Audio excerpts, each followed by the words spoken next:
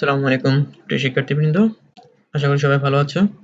আজকে আমি নবম দশম শ্রেণীর রসায়ন বিষয় থেকে রাসায়নিক বন্ধনের যৌগমূলক, যৌগের রাসায়নিক সংকেত, আণবিক সংকেত ও গাঠনিক সংকেত নিয়ে আলোচনা করব। যৌগমূলক ও তাদের যোজনী। প্রথমত, যৌগমূলক কাকে বলে? যখন কোনো মৌলের কতিপয় পরমাণু বা আয়ন পরস্পরের সাথে যুক্ত হয়ে একটি ধনাত্মক বা ঋণাত্মক আধান বিশিষ্ট একটি পরমাণুগুচ্ছ তৈরি করে এবং এটি একটি মৌলের আয়নের ন্যায় আচরণ করে, তখন এই পরমাণুগুচ্ছগুলোকে বলা হয় যৌগমূলক। অর্থাৎ এখানে এক বা একাধিক পরমাণু, একাধিক মৌলের এক বা একাধিক পরমাণু পরস্পরের সাথে যুক্ত হয়ে একটি পরমাণুগুচ্ছ তৈরি করবে, যারা বিভিন্ন রাসায়নিক বিক্রিয়ার মধ্যে একটি মাত্র পরমাণুর ন্যায় আচরণ করবে। তখন ওই যৌগমূলককে বলবো আমরা, তখন ওই পরমাণুগুচ্ছকে আমরা বলবো যৌগমূলক। আর এই পরমাণুগুচ্ছগুলো সাধারণত কোনো একটি রাসায়নিক বিক্রিয়ায় একটি মাত্র পরমাণুর ন্যায় আচরণ করবে। আমি আবারও বলছি, একটি মাত্র পরমাণুর ন্যায় আচরণ করবে। এখন এই যৌগমূলকগুলো ধনাত্মক বা ঋণাত্মক আধান বিশিষ্ট হতে পারে।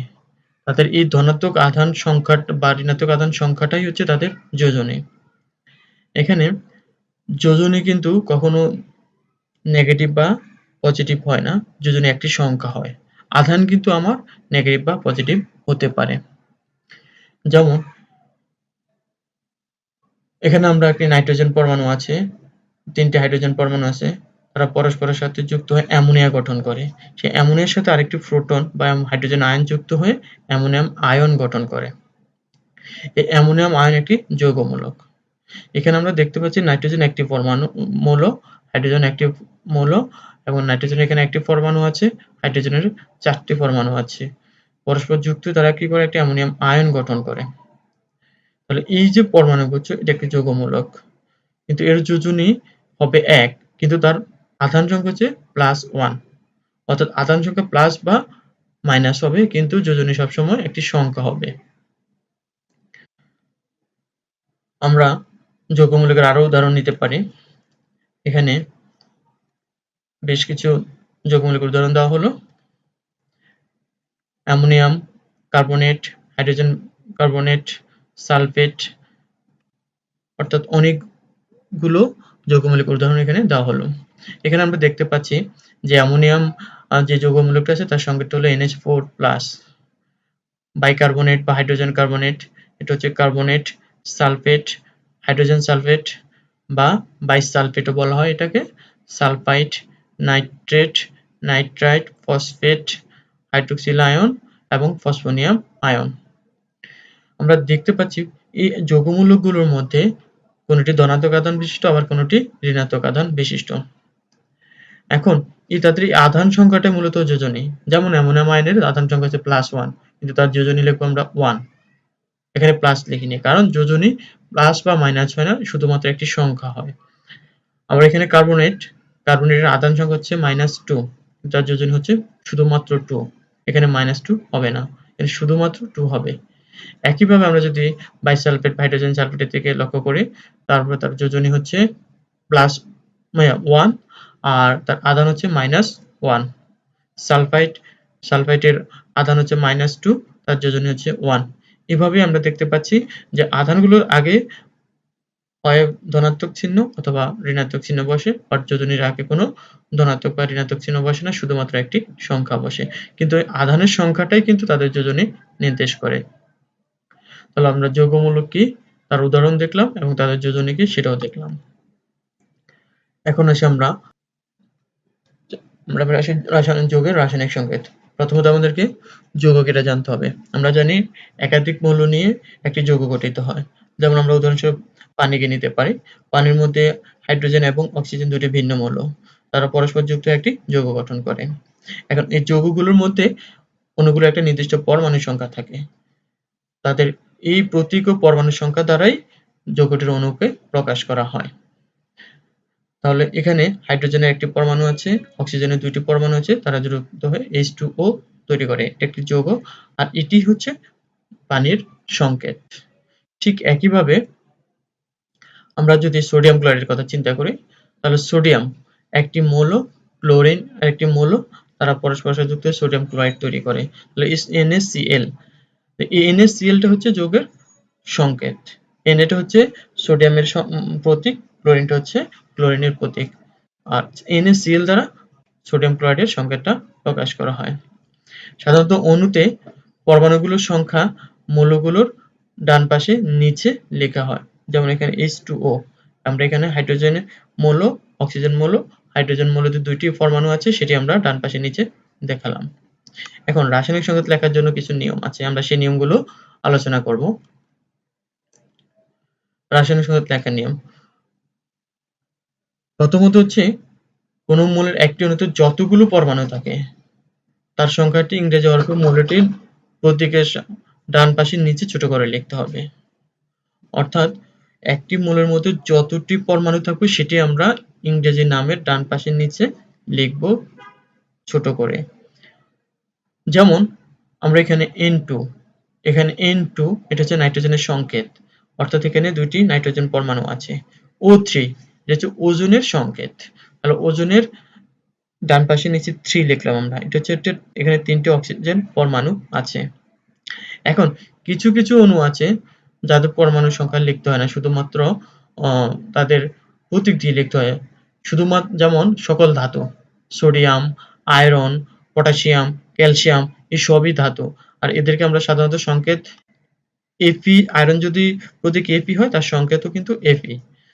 সোডিয়ামের প্রতীক হচ্ছে Na, তার সংকেত হচ্ছে Na। ক্যালসিয়ামের প্রতীক হচ্ছে Ca, তার সংকেত হচ্ছে Ca। আবার একইভাবে নিষ্ক্রিয় গ্যাসগুলো, আমরা যদি নিষ্ক্রিয় গ্যাসের দিকে তাকাই, হিলিয়াম, নিয়ন, আর্গন, ক্রিপ্টন, জ্যানন, রেডন, এই যে নিষ্ক্রিয় গ্যাসগুলো, তাদের সংকেত যা প্রতীকও তাই হয়।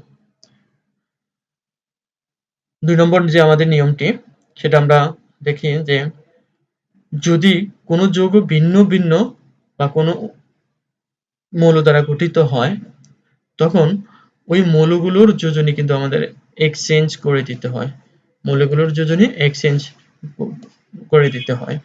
যেমন তাদের যোজনী তাদের সাধারণ সংখ্যা বিভাজ্য না হলে কি করতে হবে, আমাদের এক্সচেঞ্জ করে দিতে হবে। যেমন আমরা দেরি এক্সাম্পল হিসেবে নেই অ্যালুমিনিয়াম ক্লোরাইড, আমরা লিখি AlCl3, aluminium chloride AlCl3। AlCl3 কেন? কারণ অ্যালুমিনিয়ামের যোজনী হচ্ছে 3 আর ক্লোরিনের যোজনী হচ্ছে 1। তাহলে এখানে আমরা বলেছি কি, যখন ভিন্ন ভিন্ন মৌল নিয়ে কোনো অণু গঠিত হয় তখন তাদের যোজনীর সংখ্যাটা কি করতে হবে, এক্সচেঞ্জ করে দিতে হবে। তাহলে এখানে অ্যালুমিনিয়ামের যোজনী 3 আর ক্লোরিনের যোজনী 1, তাহলে ক্লোরিনের 1 যোজনী চলে যাবে অ্যালুমিনিয়ামের সাথে, আর অ্যালুমিনিয়ামের 3 যোজনী চলে যাবে ক্লোরিনের সাথে, সেজন্য অ্যালুমিনিয়াম ক্লোরাইডের সংকেতটা হচ্ছে AlCl3। একইভাবে আমরা উদাহরণ হিসেবে নিতে পারি অ্যালুমিনিয়াম অক্সাইড, Al2O3, এটি হচ্ছে অ্যালুমিনিয়াম অক্সাইড। তাহলে এখানে অ্যালুমিনিয়ামের যোজনী 3 আর অক্সিজেনের যোজনী 2, সে কারণে আমরা অ্যালুমিনিয়ামের সংকেত, অ্যালুমিনিয়াম অক্সাইডের সংকেত লেখার সময় অ্যালুমিনিয়ামের সাথে 2 লিখি, কারণ অক্সিজেনের যোজনী 2 সেটা অ্যালুমিনিয়ামের সাথে চলে আসে, আর অ্যালুমিনিয়ামের যোজনী 3 সেটা অক্সিজেনের সাথে আমরা লিখি, কারণ আমরা এখানে পারস্পরিক রূপান্তর বা এক্সচেঞ্জ করলাম, সেজন্য অ্যালুমিনিয়াম অক্সাইডের যোজনী Al2O3। একইভাবে ক্যালসিয়াম ক্লোরাইড, ক্যালসিয়ামের যোজনী হচ্ছে 2 আর ক্লোরিনের যোজনী হচ্ছে 1, তাহলে ক্লোরিনের যোজনী চলে যাবে ক্যালসিয়ামের সাথে আর ক্যালসিয়ামের যোজনী চলে যাবে ক্লোরিনের সাথে, সেজন্য আমরা লিখি CaCl2। আমরা আরো উদাহরণ নিতে পারি ম্যাগনেসিয়াম ফসফেট, Mg3PO4(3). ফসফেট একটি যৌগমূলক, আর যৌগমূলক যখন লেখা হয় তখন তার পরমাণুর সংখ্যা লেখার সময় আমাদের এখানে ব্র্যাকেট লিখতে হবে, তার উভয় পাশে ব্র্যাকেট দিতে হবে।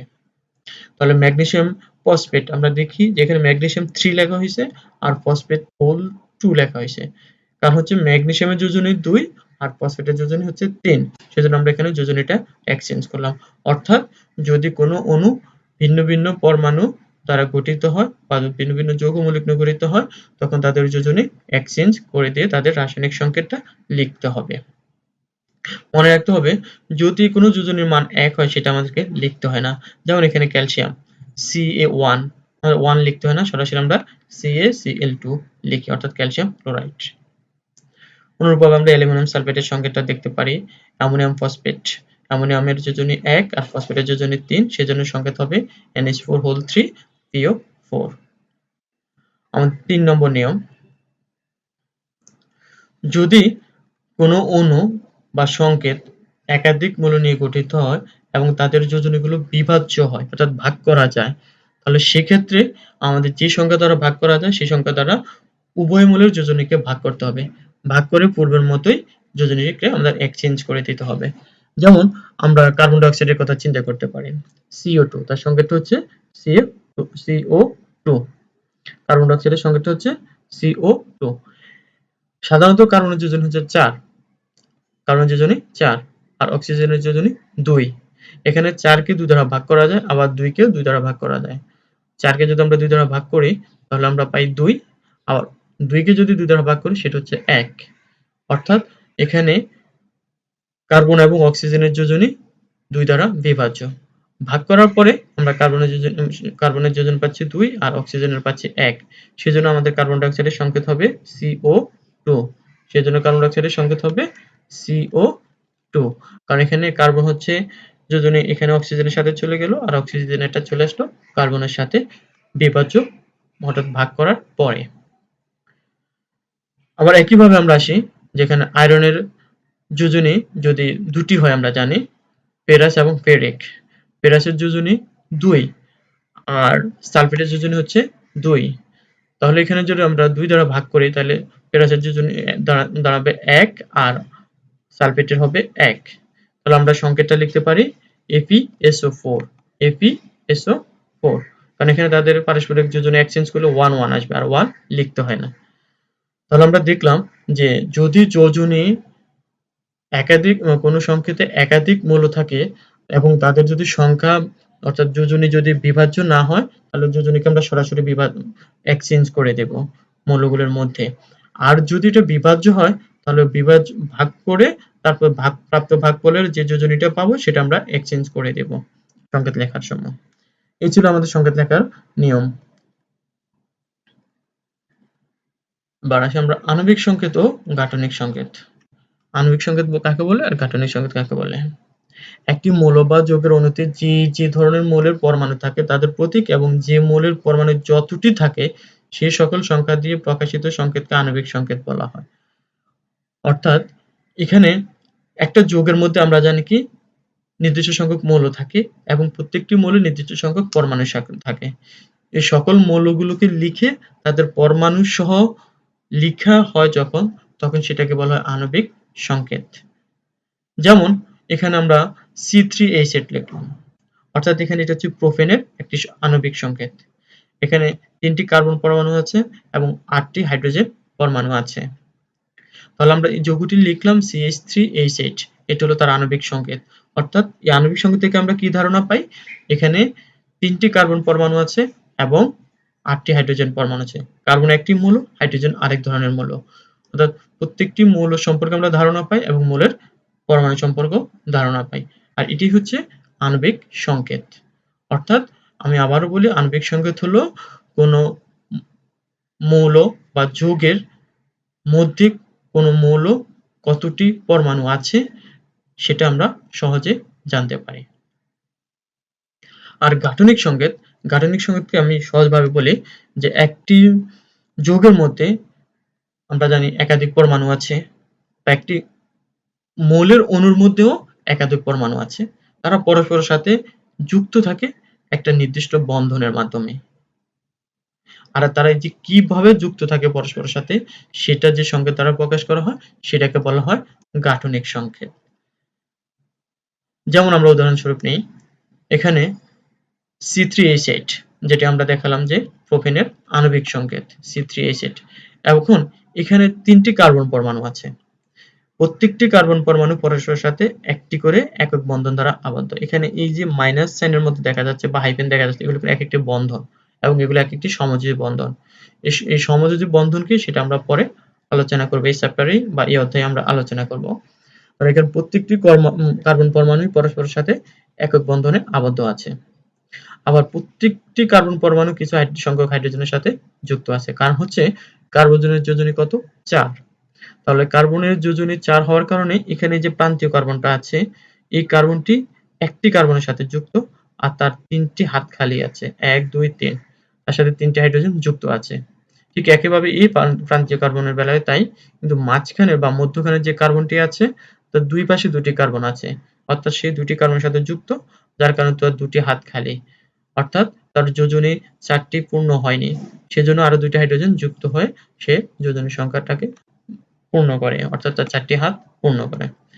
এই যে এখানে দেখতে পাচ্ছি আমরা একটি কার্বন পরমাণু বা একটা হাইড্রোজেন পরমাণু এখানে কিভাবে পরস্পরের সাথে যুক্ত আছে, যেভাবে আমরা দেখতে পাচ্ছি যে গঠনের মাধ্যমে, সেটা হচ্ছে আমাদের গাঠনিক সংকেত।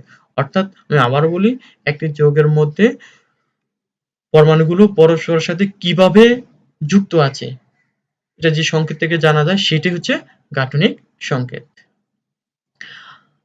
আমরা পানির অণুর কথা চিন্তা করতে পারি, এখানে পানি হচ্ছে H2O, হচ্ছে তার আণবিক সংকেত। তাহলে এই H2O অর্থাৎ এখানে 2টি হাইড্রোজেন পরমাণু আছে, একটি অক্সিজেন পরমাণু আছে। এই 2টি হাইড্রোজেন পরমাণু একটি অক্সিজেন পরমাণুর সাথে কিভাবে যুক্ত আছে, এটি হচ্ছে পানির গাঠনিক সংকেত। আমরা দেখতে পাচ্ছি একটি অক্সিজেন পরমাণু 2টি হাইড্রোজেনের সাথে অক্সিজেনের 2টি হাত ব্যবহার করে সমযোজী বন্ধনের মাধ্যমে যুক্ত আছে। তাহলে এটি হচ্ছে পানির গাঠনিক সংকেত। আবার একইভাবে আমরা দেখতে পারি মিথেন CH4, CH4 হচ্ছে মিথেনের গাঠনিক আণবিক সংকেত, CH4 হচ্ছে মিথেনের আণবিক সংকেত। এখন এই CH4 এর মধ্যে একটি কার্বন আছে এবং 4টি হাইড্রোজেন পরমাণু আছে। তাহলে এই একটি কার্বনের সাথে 4টি হাইড্রোজেন পরমাণু কিভাবে যুক্ত আছে, সেটা হচ্ছে মিথেনের গাঠনিক সংকেত।